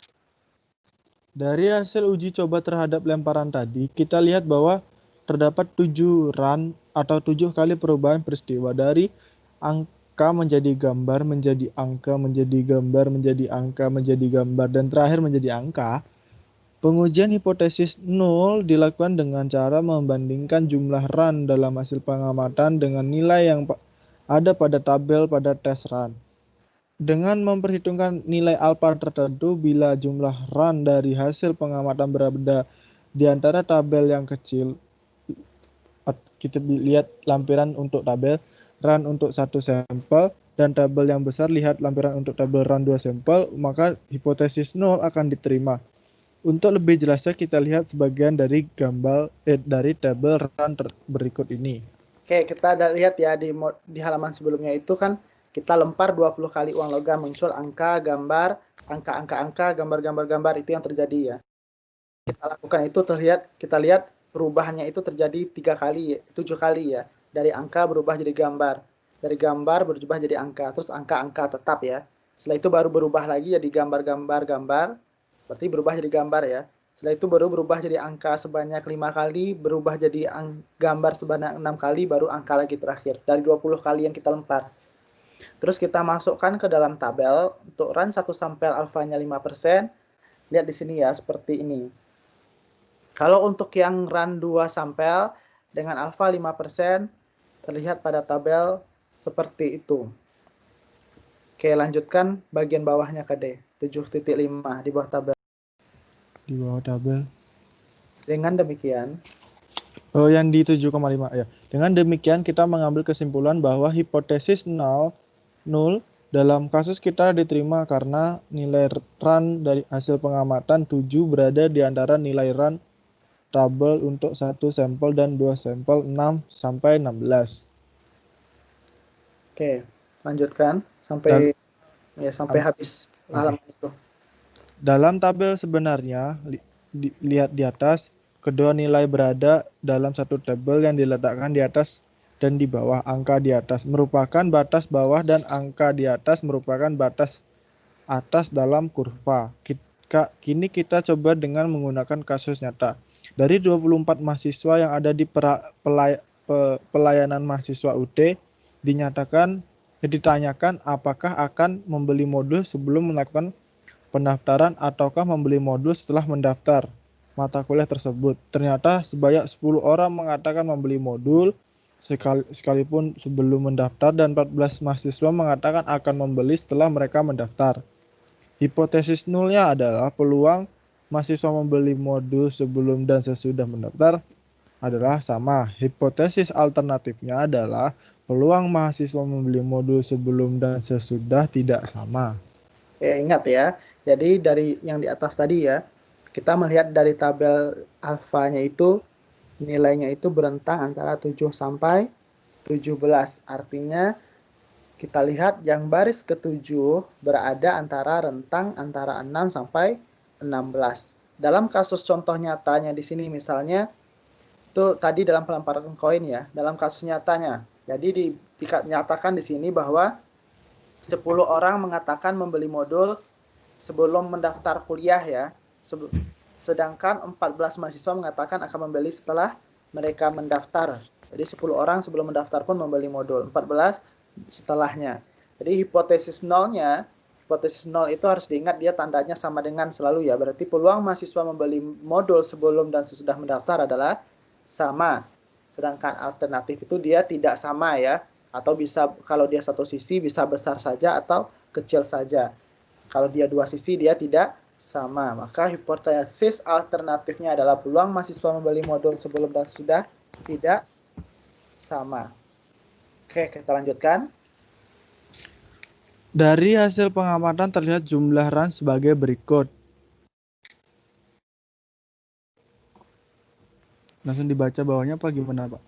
Oke, di sini lihat ya, B itu belum, S itu sesudah. Oke, itu ada belum, sudah, dari siswa-siswa yang 14 ditambah tadi berapa jumlahnya? Yang kita lakukan 10 tambah 14 ya, 24 itu. 24. Oke. Setelah dari 24 itu kita lihat ada yang siswa pertama belum, sudah, terus belum, terus sudah. Kita lihat perubahannya itu ya, kita hitung. Berarti perubahan itu sebanyak 18 kali ya. Oke, selanjutnya. Dari tabel run untuk 1 sampel dan 2 sampel, maka nilai run-nya adalah 7 sampai 18. Dengan demikian nilai run hasil pengamatan 18 berada tepat di batas penerimaan. Sehingga HO apa Pak? Bacanya Pak. H0.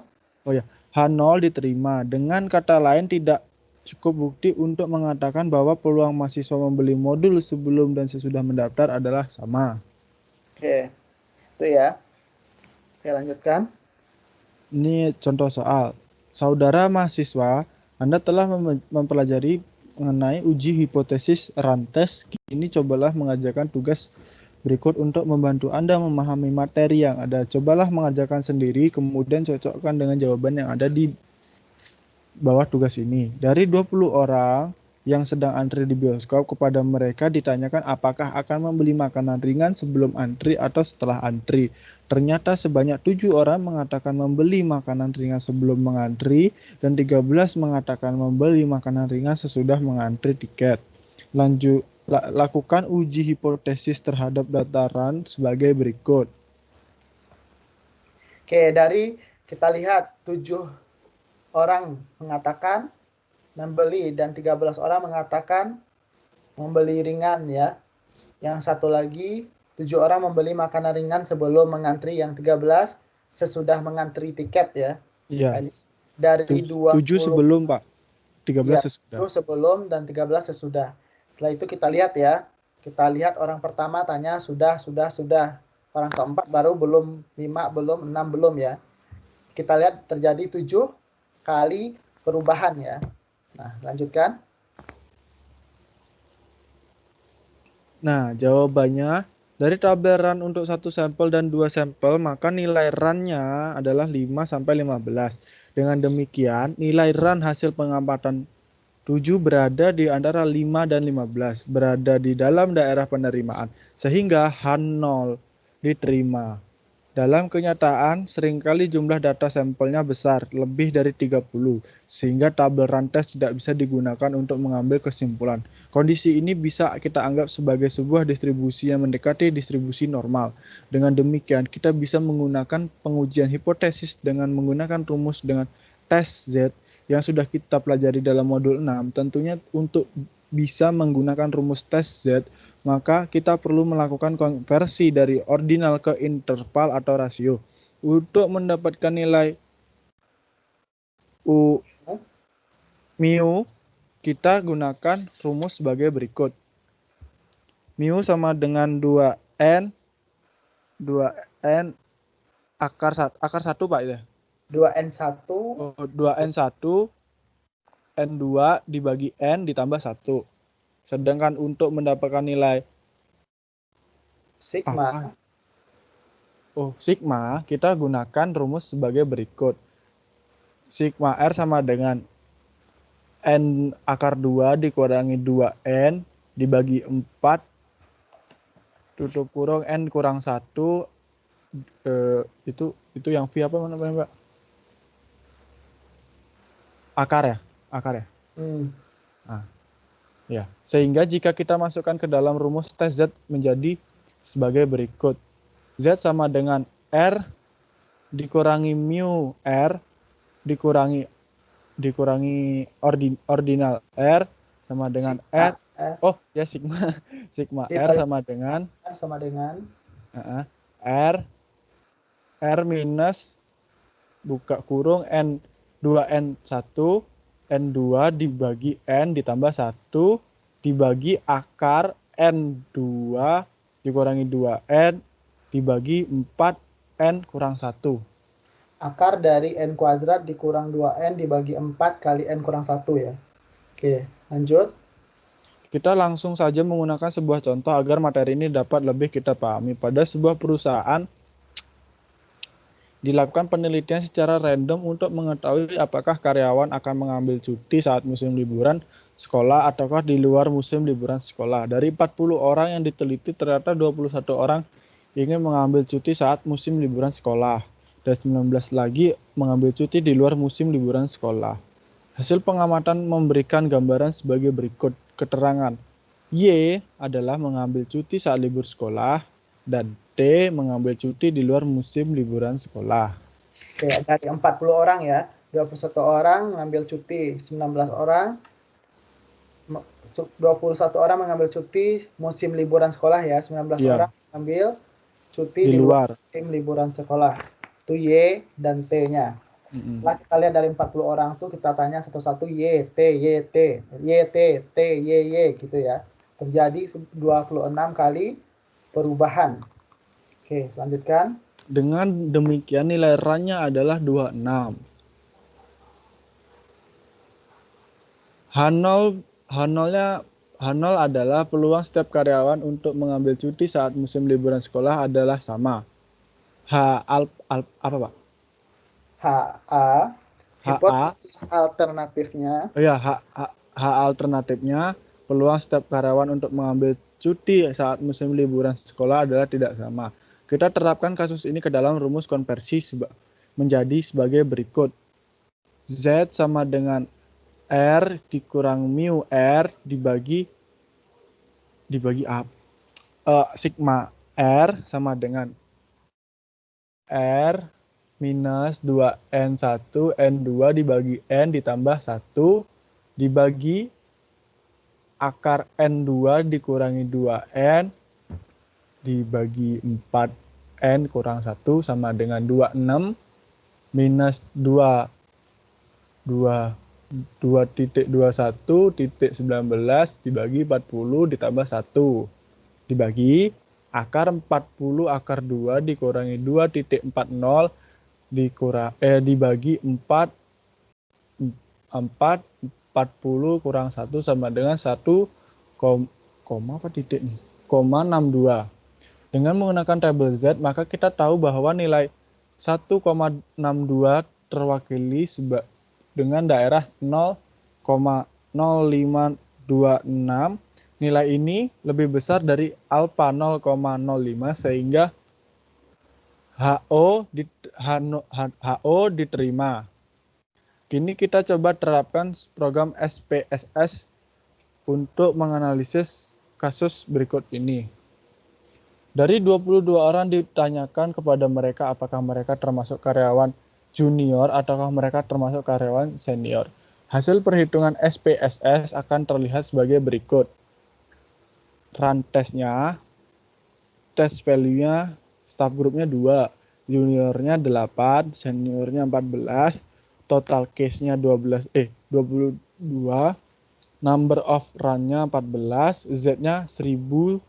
1,099.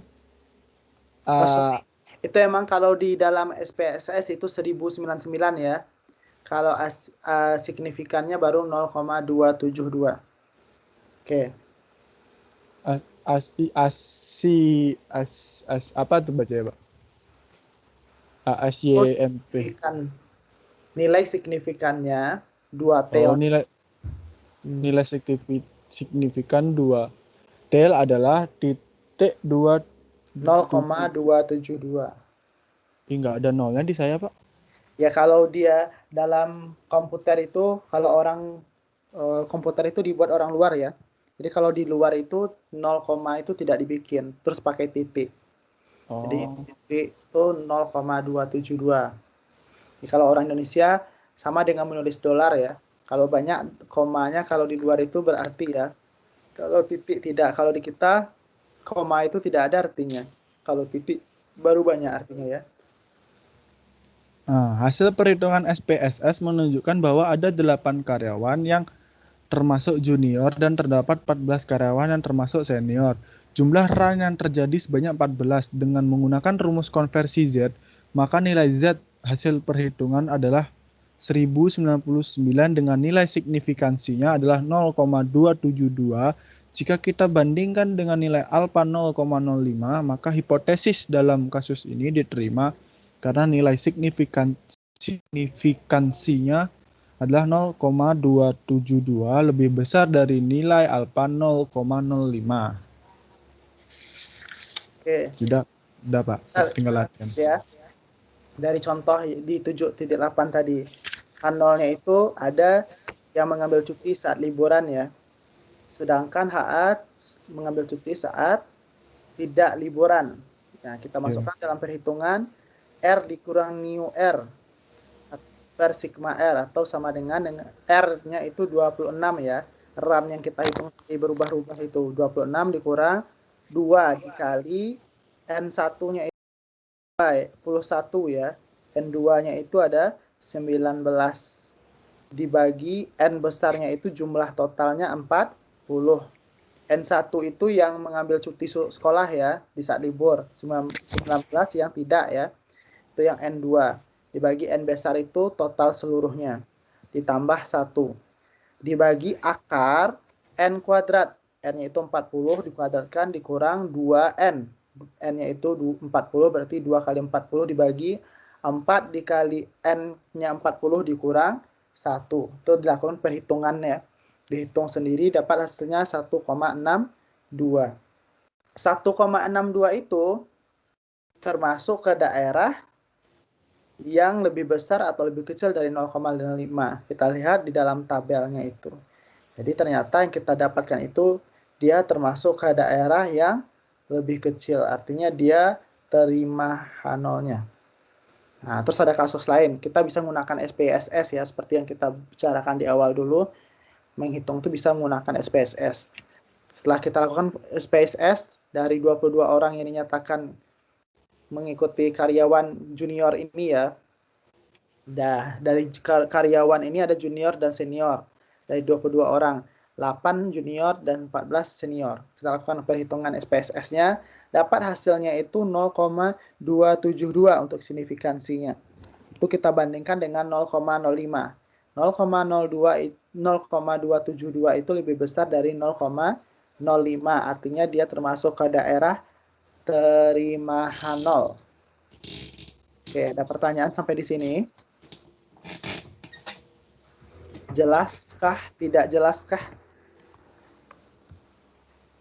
Dipelajari lagi ya. Iya, Ini Pak. kalau tidak dipelajari lagi, nanti banyak yang tidak paham. Minggu depan itu modul 8 dan 9. Giliran KD dan Siti Khadijah ya. Iya, Sudah disiapkan bahannya? belum. Saya belum. Siapkan PowerPoint-nya ya. Iya, Pak. Oke, 1 modul 1 orang. Oke, ada pertanyaan untuk hari ini? Tidak rasanya, Pak. Kalau saya tidak. Yang Belum lain sih. ada pertanyaan? Bapak, Ya. Siti Khadijah udah dikirim Pak ke Ke- LAN sama LMS, ke email. Oke, nanti dicek ya. Nanti diingatkan lagi pas hari Sabtunya atau hari Minggunya ya. Sudah dikirimkan gitu. Maklum saya sudah Bapak tua udah ya, bales kok. lupa. Bapak udah bales kok. Ya nanti takutnya lupa lagi di hari Sabtu ke depan ya. Oh, Diingatkan. Bapak. aja. Oke, berarti tinggal KD yang belum ya. Iya, Pak. KD modul berapa? Saya 9. Oke, modul 9 ya. Berarti Siti Khadijah modul 8. Oke, ada pertanyaan untuk tugasnya? Jangan lupa ya tugasnya buat rangkumannya. Iya. Dikirimkan. Rangkuman Halo, Pak. minggu depan berarti, Pak ya? Berarti hari Sabtu ini, rencana saya Sabtu ini ya. Tapi kalau ternyata masih ada waktunya sampai Sabtu minggu depan. Berarti minggu depan yang presentasi KD dan Siti Khadijah. Dan masih ada sebelum pertemuan ke-8 sudah mengumpulkan tugas semua gitu. Tidak ada lagi tugas yang... Halo Pak. Ya. Maaf ini barusan Dede Fitri itu lewat HP-nya bosnya SMS saya bahwa HP-nya ngedrop, jadi dia dengan sengaja keluar dari kelas gitu Pak. Makasih. Oke. Oke, ada lagi pertanyaan? Mau nanya Pak, ini Bapak. Hongkong bisa akses LMS-nya, terus apa harus diisi lagi sama tugas-tugasnya gitu dari Sudah awal bisa? sampai akhir ya? Bisa Ya, akses kan? kalau bisa dimasukkan tugasnya dimasukkan ya. Kan masukkan itu tidak susah ya. Iya Pak, sama diskusi semuanya diisi lagi ya Pak, ketinggalan ya. Kita tidak ada diskusi di situ. Yang ada cuma masukkan tugas Diskusi nggak usah diisi, Kak. tiga-tiganya. Diisi gitu ya Pak. Iya, tugas 1, tugas 2, tugas 3 ya. Oke. Makasih. Diskusi nggak diisi. Ada lagi pertanyaan? Bapak, Bapak itu rangkumannya kapan Pak terakhirnya? Rangkuman Minggu depan. tanggal berapa? Minggu depan Sabtu tanggal 20. Sebelum pertemuan ke-8 terakhir. Itu sudah Ini mengumpulkan Kak Siko, besok kan kita presentasi. Nah, minggu depannya lagi. Mm-mm. Sudah. hari Oh, Sabtu. minggu depan lagi berarti ya. Jadi sebelum pertemuan 8 Oh. sudah selesai tugasnya semua. Oke. Oke, ada pertanyaan lagi? Kalau tidak, kita cukupkan ya perkuliahan hari ini. Jangan lupa mengerjakan tugasnya. Jadi, kita tinggal 2 kali pertemuan lagi ya. Minggu depan sudah pertemuan 7. Minggu selanjutnya pertemuan 8. Jadi, sudah 2 minggu lagi. Jadi, kalau misalnya ada banyak tugas, tentu banyak tugas ya. Semua orang yang sekolah pasti banyak tugas, apalagi kita sekolahnya sambil bekerja, pasti semakin banyak ya. Itu sebenarnya alasan saja ya, karena waktu itu lebih banyak daripada waktu kita bekerja. Jadi tetap harus semangat, tinggal 2 minggu lagi selesaikan semua prosesnya, harus menyelesaikan dengan Oke, jika tidak ada lagi, saya akhiri perkuliahan hari ini mengucapkan warahmatullahi wabarakatuh. Waalaikumsalam.